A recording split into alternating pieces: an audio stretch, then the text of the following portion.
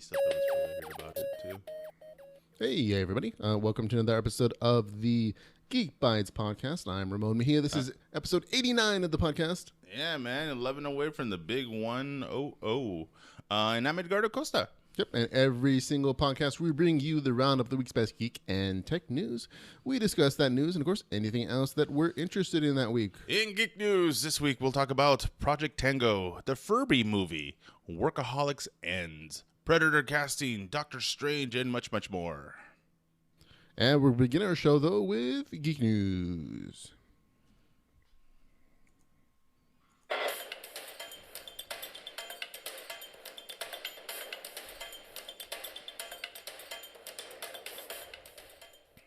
First story is going to be... That's me. We begin with Project Tango now live. Google launches augmented reality system Tango for the smartphones Tuesday with the arrival of Lenovo Fab 2 Pro for $499 in the U.S. Tango uses depth sensing cameras and inside out positioning tracking. 35 apps are available for the launch from games to staging furniture in your home. Yep, so this is kind of cool. Do you know what Project Tango was? Oh, let's just call it Tango now. I'm trying to remember. I think I don't know if I shared it or just watched the little clip of the video on it online. Is this the headset or we're talking something else? No, this is an augmented reality option for your phone. So your phone has regular cameras that records video. Mm-hmm. Well, Project Tango takes it a step further and allows for depth perception with additional hardware on the camera. So it's already built into the phone. Oh, okay. And this is the first time it's been built in. So Pokemon Go uses augmented reality to overlay like a little picture of a Pokemon on top of your like live video it's recording for your own camera. Well, that's sort of augmented reality, only you're not really interacting with the artificial environment.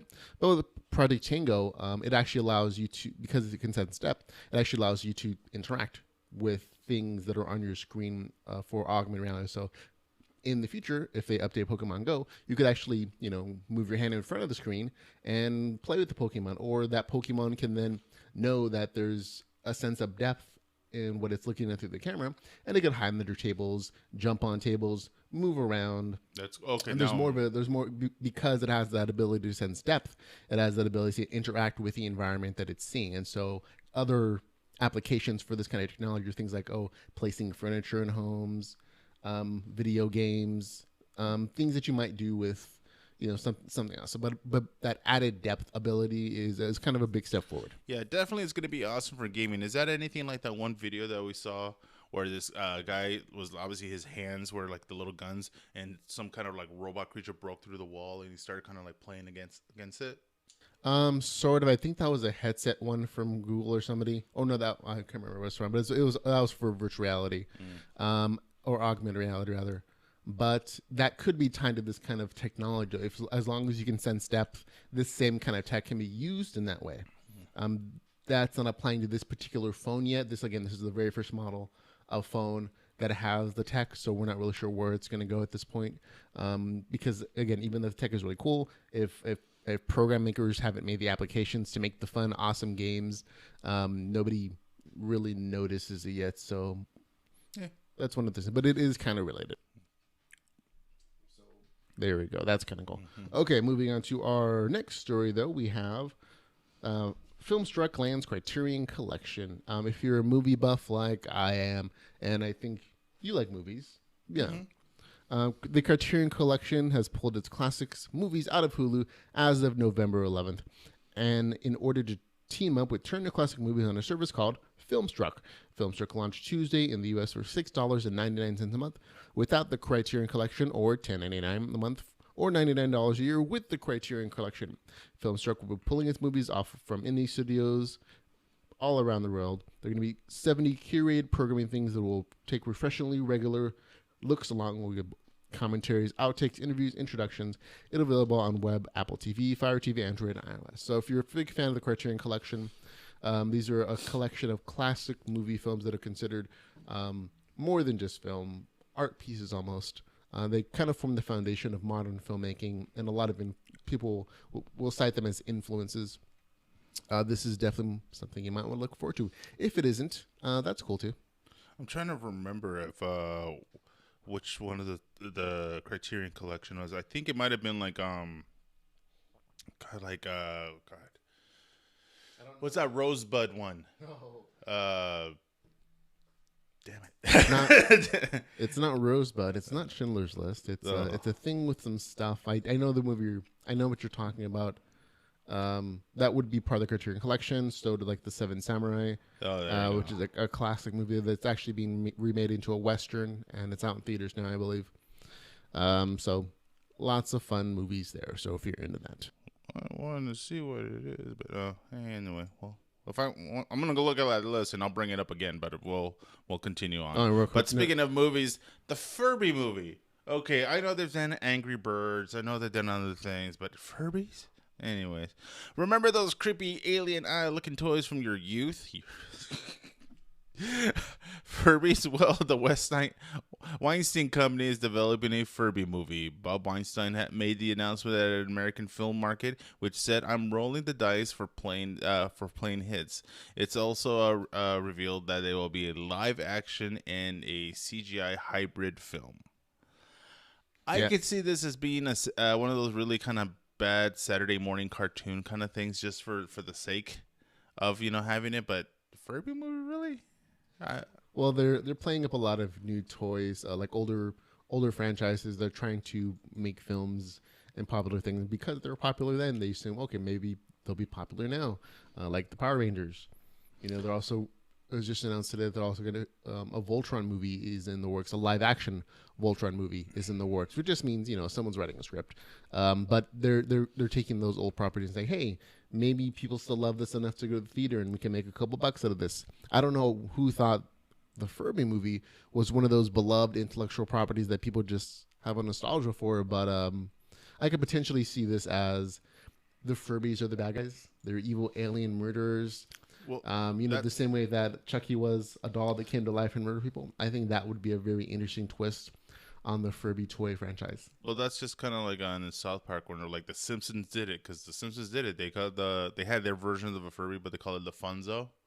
And they did the same thing. They destroyed the competition, so they destroyed all the other toys so they could become the main marketed ones.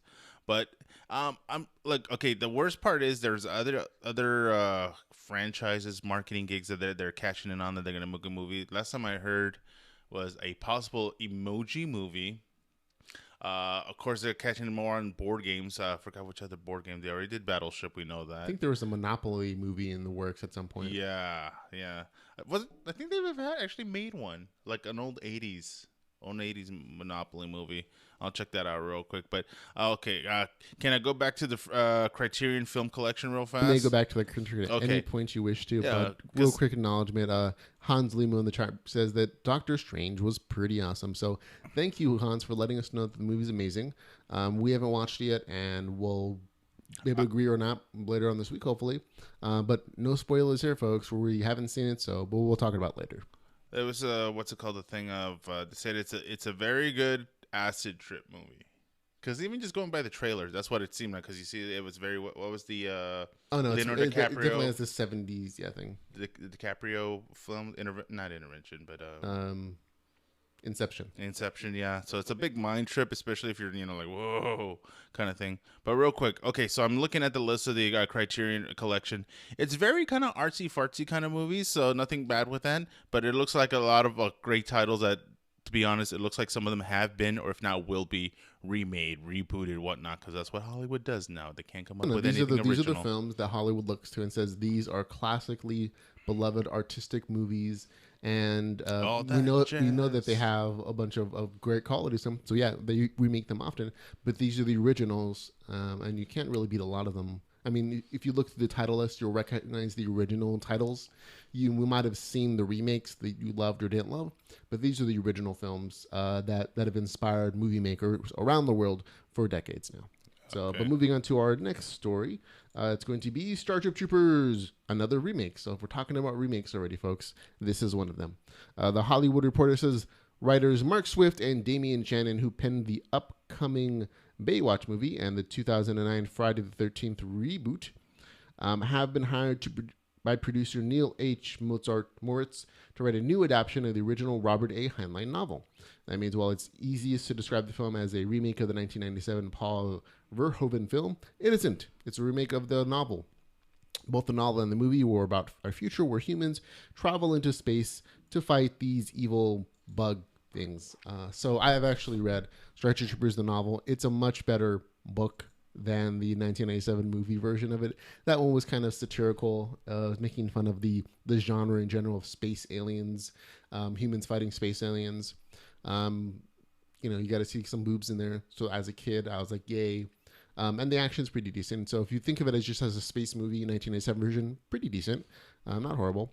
But when you compare it to the actual novel version of Starship Troopers, the novel kicks its butt left and right. The novel version is more about what it means to be a soldier, soldier training, possible space exploration stuff. It's more of a sci-fi fictional kind of thing. So I'm looking forward to somebody doing a really good job of this movie. A lot of people have been doing good sci-fi recently. So hopefully this is going to be one of them. I liked it. I like the original one because to me it was like a weird version of space. It was like Saved by the Bell in space because it was all like young crew. It wasn't like the old senior kind of guy. The closest thing to the oldest guy in there was the like semi drill sergeant instructor kind of guy. He was like the hardcore version of Mr. Belding, but you had a guy that looked like Zach Morris and everyone else in there. But you also had Dr. Doogie Howser in there. Yeah, Mr. Neil Patrick Harris, Mr. NPH, still, I guess, covering his homosexuality by saying he's like a big womanizer, like in what's it called, How I Met Your Mother, which is still kind of funny to watch. Yeah, there are all really famous people in the 97 version of that film, but it's kind of a funny cult classic kind of movie. If you enjoy that kind of movie, it's good. And of course, actually several sequels to Star Troopers. They did a CG version, especially like a semi-kid animated CG version of it. Oh, no, there were actually real live action versions. There were like 2 or 3. They never made it to the big screen, straight to DVD kind of stuff. And they were pretty decent, actually. I believe like Star Troopers 3, they took a more serious tone with it, and it wasn't horrible. It wasn't obviously going to be as good as the book, but it came out. It was the hilarious part is where they have that big alien that looked like a giant anus, and they actually violate it. And what's funny about it, they actually put a little censor bar saying that you're like, oh, can't show that. I'm like, I don't know. Technically, alien anatomy, what if you could see animals hump on the Discovery Channel, they don't put a bar over, the koala's junk or whatever while it's getting his hump on, and I think Aliens is fair game. Yeah, that should be right. Hear that, censors? Aliens should be fair game. Yeah. All right, so this is kind of semi-sad news. So if you're a fan of Workaholics, which I actually am, it kind of grew on me, to be honest. Workaholics is ending its retirement. It's time for Workaholics, for at least it will be after the season 7 wrap-ups. Variety reports the Comedy Central series is ending its run after 2017 stockpile of episodes runs dry. So I'm a fan of the show. Do you watch it? I've seen a few episodes. Didn't care for that particular brand of dumb, mean-ish humor. But I understand why people think it's funny. Individually, a lot of these guys are super hilarious. And they've all gone on to like bigger careers. So it makes sense that the show is kind of ending. It's the white guy slacker movie, which is pretty much what it was. And it really, honestly, even if you're not a white guy, you kind of get into it because it's a California white guy slacker movie, much less it's a Rancho Cucamonga white guy slacker movie, because it's pretty much we're as close as to Rancho as we are as possible, and they're all great guys. I remember seeing the what's his name? Oh, God, I'm gonna have to look up their real names. But the guy that played Bumper in the Pitch Perfect one, he's in there. Adam Levine. Oh, there you go. Thank you so much. Oh, and April Koch says in the chat room, Alien Anatomy, yes, it's offended by Imaginary Anatomy. Yeah, so April's on board with us. Yeah, but the guys are awesome. He's mostly the guy that's kind of broken out to be more of its. He's the most mainstream movie kind of guy. Yeah. The other guys, all together, they pretty much formed the show. They've done great things. They've done different. Let's see, Blake Anderson, Adam Levine, and Anders Holmes, which is funny because they use their real names in the show, and it's pretty much what I love about it. It's pretty much 3 friends or if not 4, making a show. It's almost like semi-Clerks, the way like Kevin Smith made a movie of his friends for his friends, and everybody else just happened to just like it and just get along with it. But it was a great pop culture references, jokes here and there. I'm gonna miss it. Hopefully they'll continue on, if not do a spin-off of something else. But it's great. It's sad to say that it's going to be going away, but it's a great show. I highly recommend it. If you're going to end a show, I think it's best that you end it because everyone else has in the show become famous and is doing bigger and better things. You know, that's a great reason to kind of end the series. Which is kind of funny for Comedy Central. I don't know if you ever get this feel, if I do. Depending on how long the show runs, unless they blow up and become ridiculous superstars, they don't get that much long of a run. Don't get me wrong. I don't expect it to be Workaholics like The Simpsons run for 25 years and such. But for the television life, it varies. Even on network television, you get at least, if you hit your max, maybe 10 seasons. I think most television shows on television don't get long seasons. They just expire. They don't do well in ratings. And so that kind of determines where the show goes. So even for a super popular show, 10 seasons is really, really long. That's actually rather unusual. Most shows get a season, if that, nowadays. So this having 7 seasons was a really good run for them. But we're going to move on to our next topic, which is going to be Olivia Munn, formerly from Attack of the Show, is going to be cast in the Predator movie. So that's the new remake. According to HR, Munn will be playing a scientist opposite Halberg Special Force Commando. They also offered a brief plot description of the film, saying that the story, which takes place 30 years after the events of the original film, that's the one with Arnold, go to the chopper, plunks the deadly alien hunter, who audiences have seen it fight in jungles, concrete jungles, frozen wastelands, and alien planets, in the harsh environments of suburbia. So apparently the Predator is coming to your suburban neighborhood, which will cross over with Workaholics. Yes, he will murder them in the very first scene, thus ending forever their story arc. No, but Predator has always been kind of cool. Especially the sequel was kind of funny because when they were like in I don't know, was it New York or at least it was some kind of city? I want to say it was maybe it's L.A. Maybe LA. No, well they have a subway system, so maybe you're right, it is New York. Not or maybe Chicago. It's a city. It's one of the big cities. I'm sorry if I don't remember my Predator. My history is kind of going on off. Fictionalized city of New City or something. I can't remember. But yeah, that was the one with Danny Glover in it. Yeah. So that was pretty cool. The cool part about it is also it's like at the time it had to be the second one. It had its own little semi-Easter eggs, too, because especially if you finish watching Predator 2, when Danny Glover goes into the ship, you actually see the alien skull in the background. So that's kind of give you the hint to lead into all the way. Thanks, Hans. It's L.A. Leads up to the Alien versus Predator, which I actually like that movie. Some people were kind of like, blah, blah, blah, blah. I actually like the concept because that's the thing about when it comes to space movies.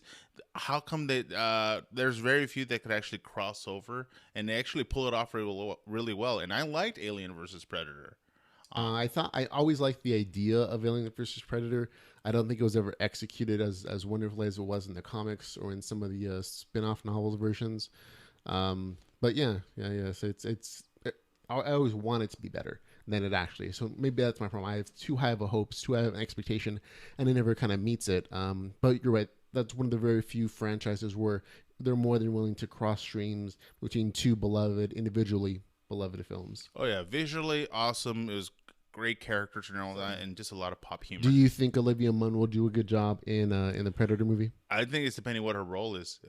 Honestly, scientist. I think she's basically she's going to be she's going to be a female lead, studying the aliens, helping the soldiers try to fight and understand this new tattered clothes, a lot of cleavage. I don't know that they have to go the cleavage route. I mean, if you think of Psylocke in the X-Men movie, they didn't go for a lot of cleavage. But she was hot and she was awesome. She has insane martial arts skills, even if it's something she just learned. Oh my God, her swordplay. I think her character was entirely underutilized in that particular movie. Totally. Her on screen, she doesn't do a good job. Her acting isn't amazing, but she has the potential to be great. I mean, she put a lot of hard work into learning the sword, practicing all that other stuff. I mean, she showed a lot of behind the scenes stuff on Twitter and Facebook and whatever social media she's using. Everything. So she worked hard for the film, but what actually makes it the movie isn't her decision. That's the directors and the people who are producing the movie.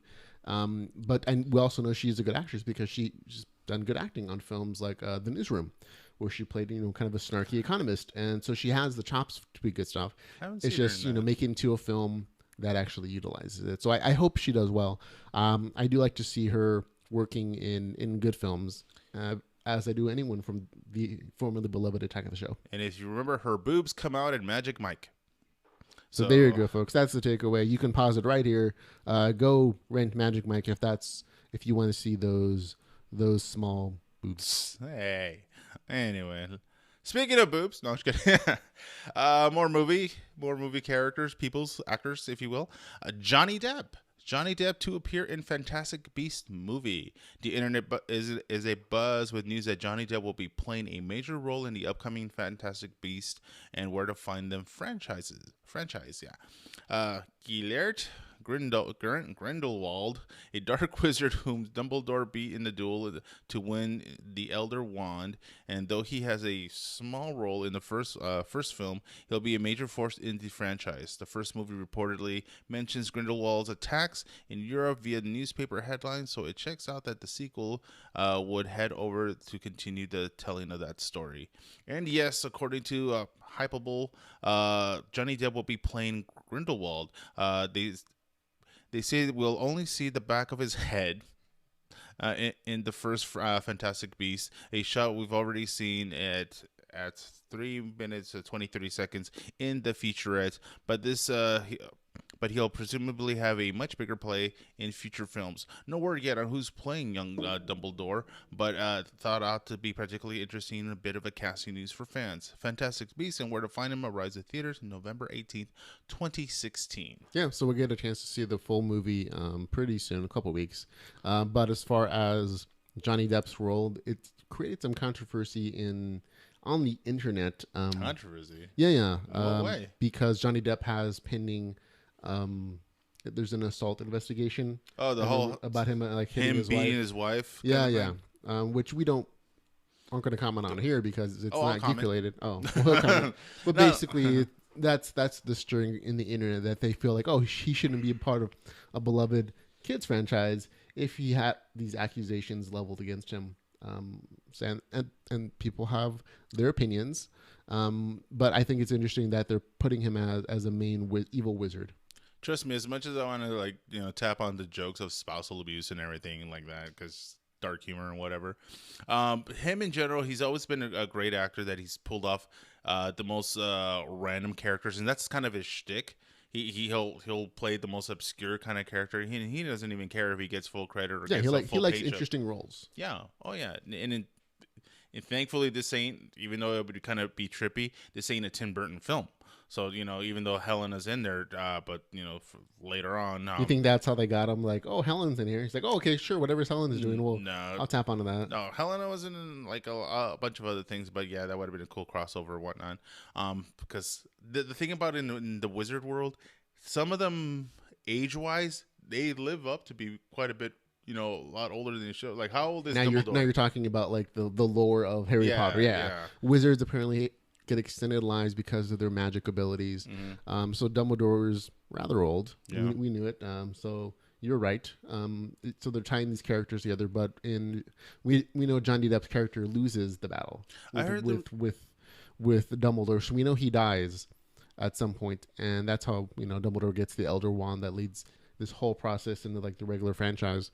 So I'm happy to see that we're going to have a highly qualified actor to play a major character in this next 5 movies in the Fantastic Beasts franchise. Yeah, there was rumors that he might have played a homosexual character, which, that'd be awesome if they show Johnny Depp. Yeah, Johnny Depp. If he takes a lover or whatever, but that shows a lot of open-mindedness if they go that route. But who knows? We'll see how it turns out. We will absolutely see how it turns out. Again, in the first movie, The Fantastic Beasts and Where to Find Them, we're only going to see the back of his head, so we won't actually get to see his full face until the next movie, which is coming out sometime, who knows when. Moving on to our next story, we have the new Wonder Woman trailer. Princess Diana goes toward a new official trailer for Wonder Woman. The film, which takes place during World War I, begins around the time of Batman vs. Superman, with Princess Diana looking at an old photo of her and Steve Trevor, played by Chris Pine. I used to want to save the world. This is a beautiful place. I'm not going to try the accent. Princess Diana is played by Gal Gadot, as she says in the trailer. But the closer you get, the more you see the great darkness within. I learned this the hard way a long, long time ago. And what follows is an amazing action, stuffed trailer and clips of everything happening during World War I, including clips from the island of Themyscira with Trevor, Steve Trevor being stranded there and his buddies coming to find him and shooting, and then letting them know about the greatest war in the entire world, the war to end all wars, as they say. And of course, she's coming back and helping everyone out. So it's really interesting.